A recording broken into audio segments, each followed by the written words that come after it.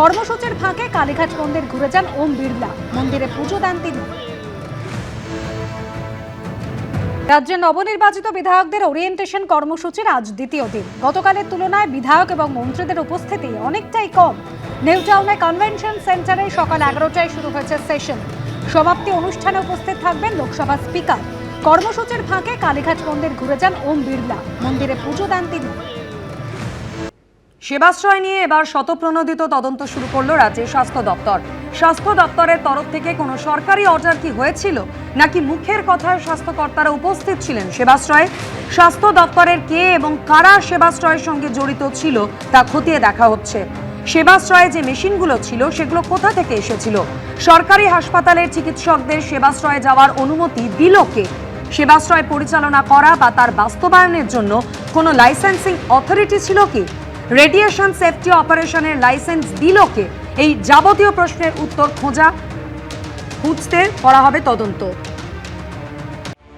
সেবাশ্রয়ের নামে ঘুরিয়ে কোটি কোটি টাকা স্বাস্থ্যসাথী প্রকল্পের মধ্য দিয়ে তুলে নেওয়া হয়েছে, এমনই মারাত্মক অভিযোগ সামনে এনেছেন অভিষেক বন্দ্যোপাধ্যায়ের সেবাশ্রয়ের কোঅর্ডিনেটরের দায়িত্বে থাকা সরকারি চিকিৎসক মনগুর আলী। তবে এখানেই শেষ নয়। ডায়মন্ড হারবারের সাংসদ অভিষেক বন্দ্যোপাধ্যায়ের বিনামূল্যে চিকিৎসা পরিষেবা নিয়ে আরও অভিযোগ রয়েছে। অতীতে প্রায় 2-2.5 মাস ধরে চলা সেবাশ্রয় 2 মেডিকেল ক্যাম্পে হাজার হাজার মানুষ চিকিৎসা করাতে গেছেন। কেউ হৃদযন্ত্রের অসুবিধা নিয়ে গেছেন, কেউ বিভিন্ন স্ত্রীরোগ নিয়ে গেছেন, কেউ আবার চোখ দেখাতে গেছেন। কিন্তু সেই সেবাশ্রয়েরই কোঅর্ডিনেটরের দায়িত্ব পালন করা সরকারি চিকিৎসক বলছেন, রোগীদের সঙ্গে কার্যত প্রতারণা করা হয়েছে। কারণ গলায় স্টেথো ঝুলিয়ে যারা প্রতিদিন ক্যাম্পে বসে সকাল সন্ধে চিকিৎসা করেছেন, তাদের মধ্যে প্রায় 90% পাশ করা ডাক্তার নন। বিশেষজ্ঞ চিকিৎসকের বদলে কার্যত ডাক্তারি ছাত্রদের এনে চিকিৎসার পাশাপাশি বিনামূল্যে চিকিৎসা শিবিরের আড়ালে ঘুরিয়ে স্বাস্থ্যসাথী থেকে কোটি কোটি টাকা তুলে নেওয়ার অভিযোগ উঠেছে। ক্যাম্পে ম্যাক্সিমাম ডাক্তার যারা আসছিল তারা আয়ুর্বেদিক, হোমিওপ্যাথিক, ডেন্টাল এবং maximum student, Ayurvedic student, homeopathic student যারা আসছে তার মধ্যে ম্যাক্সিমাম স্টুডেন্ট ছিল আয়ুর্বেদিক। ডাক্তার পাশ করা আয়ুর্বেদিক খুব কমই ছিল, কয়েকজন। হ্যাঁ, ম্যাক্সিমাম স্টুডেন্ট ছিল, যেটা সম্পূর্ণভাবে একদম বেআইনি। এবং এইভাবে মানুষকে নিয়ে ছিনিমিনি খেলাটাও এটা একদম অপরাধযোগ্য। অভিযোগকারী নিজে একজন সরকারি চিকিৎসক।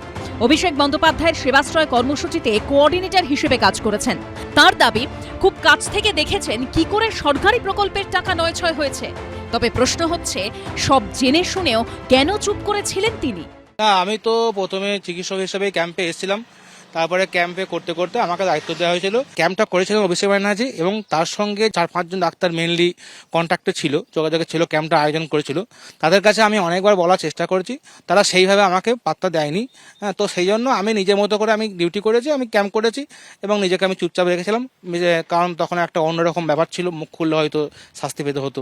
যদি মুখ খুলতাম হয়তো আমার বিপদ হতো। তদন্তে শেষোক্তি কি বেরিয়ে আসে সেটাই দেখার। সন্দীপ সরকারের রিপোর্ট, এবিপি আনন্দ। এবিপি আনন্দ, এগিয়ে থাকে, এগিয়ে রাখে।